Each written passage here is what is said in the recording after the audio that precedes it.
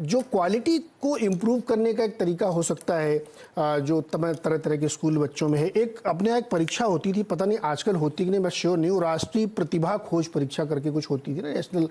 उसमें वो शायद बच्चों के लिए हो सकता है कि वजीफा पाने का एक चार्म रहता होगा, लेकिन दरअसल आप जर्मनी की स्टडी करें या यूएस की स्टडी करें या इवन नॉर्वे की स्टडी करें, तो वहाँ पे इस तरीके के टेस्ट बहुत बड़े पैमाने पे लिए जाते हैं और उसके ज़रिए ये पता किया जाता है कि उनके यहाँ की जो नई पौध है उसमें किस तरीके के टैलेंट्स आ रहे हैं जिनको आगे नर्चर किया जा सकता है, उनको उस दिशा में मौके दिए जा सकते हैं। अपने यहाँ इसके हमेशा लैकिंग थी, हमारे ज़माने में रही होगी राष्ट्रीय प्रतिभा खोज परीक्षा, लेकिन मैं नहीं बैठा था कभी उसमें, मुझे पता भी नहीं था, बाद में पढ़ाई में पता चला कि ऐसी एक परीक्षा होती थी।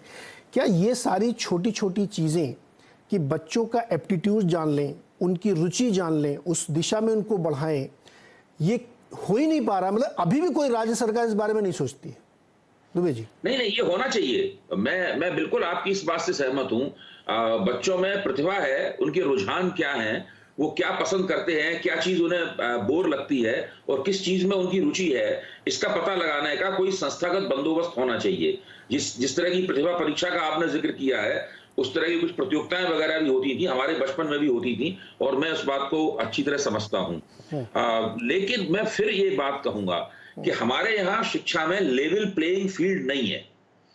जब तक लेवल प्लेइंग फील्ड नहीं होगा, और वो लेवल प्लेइंग फील्ड जो है वो निजी क्षेत्र के स्कूल और सरकारी क्षेत्र के स्कूल, इन दोनों के बीच में लेवल प्लेइंग फील्ड नहीं है। अंग्रेजी माध्यम की शिक्षा और भारतीय भाषाओं के माध्यम की शिक्षा, इन दोनों के बीच में लेवल प्लेइंग फील्ड नहीं है। और जो शिक्षा के अंदर बहुत बड़ा सेक्टर है और उसके अंदर जो जबरदस्त भ्रष्टाचार है, उस भ्रष्टाचार को न रोक पाने के कारण वो लेवल प्लेइंग फील्ड और भी ज्यादा गड़बड़ा गया है। तो बहुत बुनियादी तौर पर शिक्षा का क्षेत्र सुधार मांगता है। राजपूत सर, आपका कमेंट। मैं इसी पर कहना चाहता हूँ, आप जिस प्रतिभा परीक्षा की बात कर रहे हैं, वो शुरू के दौर में मैं समझता हूँ 1970 के पहले से ही national science talent search examination के रूप में चला था कि जो बच्चे इसमें बैठेंगे विज्ञान के लिए, उन्हें वो दिया जाएगा, एक छात्रवृत्ति दी जाएगी। और वो देश में आपको सैकड़ों लोग मिलेंगे जो आगे उस स्कॉलरशिप से आगे बढ़े। एक मंत्री जी ने कहा कि ऐसा क्यों है, साइंस ही क्यों है, इंजीनियरिंग क्यों नहीं है? कुछ व्यक्तिगत कारण थे, तो फिर उसे बदल दिया गया। फिर अगली बार हुआ तो किसी ने सुधार किया कि भाई इसको सोशल साइंस में भी होना चाहिए। तब वो नेशनल टैलेंट सर्च एग्जामिनेशन हो गया है। उसकी जो छात्रवृत्ति है वो बहुत ज्यादा अच्छी नहीं है, लेकिन और भी कई चीजें ऐसी शुरू की। लेकिन मैं दूसरी बात कहना चाहता हूँ जी, दुबे जी भी सहमत होंगे कि हर बच्चे को हमें बराबरी पर मानते हुए कि वो भी बहुत टैलेंटेड हो सकता है। उसका उदाहरण मैंने सोवियत संघ में देखा था।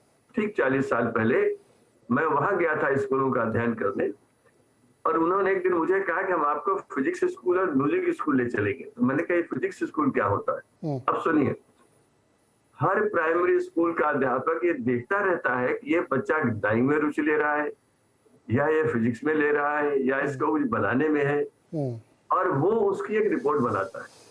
उसके बाद हर जिले से कोई म्यूजिक के मान लिया 10 बच्चे लिए और सारे लेकर एक क्षेत्र में जाकर के उनको रेजिडेंशियल स्कूल में सरकार ले जाती है। तो सारा पाठ्यक्रम वही पढ़ते हैं, मगर उन्हें अलग से उस रुचि के क्षेत्र में म्यूजिक स्कूल में बड़े बड़े म्यूजिशियंस आते थे। फिजिक्स स्कूल में उन्हें सारे प्रयोग करने की सुविधा थी। ऐसे टैलेंट जो है वो आगे बढ़ता है। ये हमारे यहाँ है, ऐसा नहीं कि नहीं। हम लोगों ने नवोदय विद्यालय खोले और अच्छे चले, नवोदय विद्यालय अच्छे चल रहे, अच्छा काम कर रहे हैं, मगर हमारे देश की आवश्यकता के अनुसार वो बहुत थोड़ा है, उसको बढ़ाने की जरूरत है।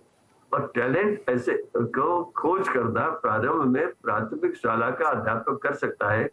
इसीलिए जो शिक्षा में देश आगे बढ़े हैं वो कहते हैं कि हमारे प्राथमिक शाला या प्राइमरी के पहले का जो अध्यापक है वो भी उतना ही महत्वपूर्ण है, उससे ज्यादा महत्वपूर्ण है जितना विश्वविद्यालय का।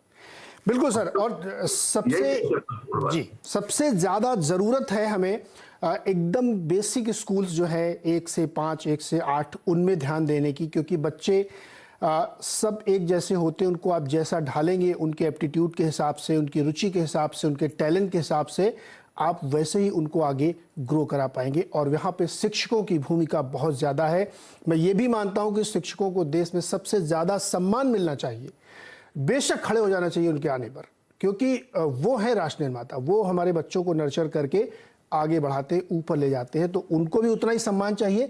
साथ साथ उनसे भी गुजारिश है कि वो भी उतनी ही रुचि लें बच्चों के टैलेंट को पहचानने और उनको नर्चर करने के लिए, क्योंकि शिक्षा व्यवसाय नहीं है, एक दिलचस्पी है, एक रुचि है, आपकी इच्छा है, आपकी बहुत दिल से आप पढ़ाते हैं ना, तो आप अच्छे बनते। तो इसलिए मैं कहता हूँ कि हमें बहुत सारे ज्ञानियों की तो ठीक ज़रूरत है, हमें गुणी व्यक्तियों की ज़रूरत है, हमें बहुत क्वालिटी चाहिए क्वांटिटी के सामने।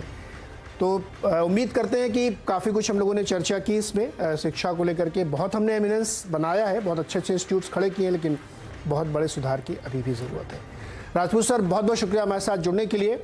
और ब्रेक के उस पार हम लोग अब बातचीत करेंगे हेल्थ सिस्टम की, कि पिछले 75 वर्षों में हमने स्वास्थ्य की दिशा में क्या क्या काम किए हैं और अभी क्या क्या करने की ज़रूरत है। छोटे से ब्रेक के बाद।